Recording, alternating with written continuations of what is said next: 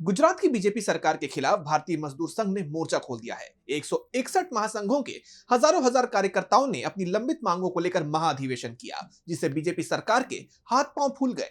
अपनी मांगे ना माने जाने पर आंदोलन को बड़े स्तर पर करने की चेतावनी भी दे दी गई है।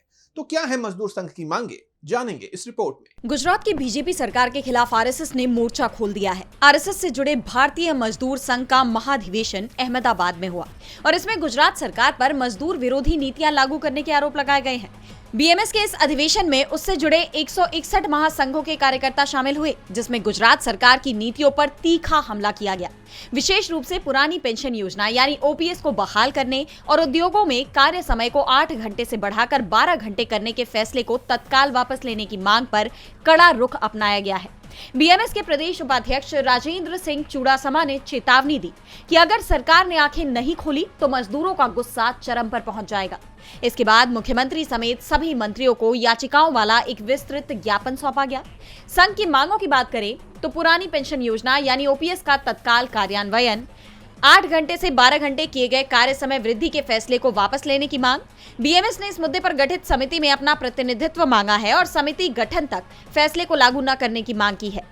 इसके अलावा एएलसी, डीएलसी, जीएलओ और औद्योगिक सुरक्षा एवं स्वास्थ्य विभाग के सभी स्तरों पर रिक्त पदों को तुरंत भरा जाए।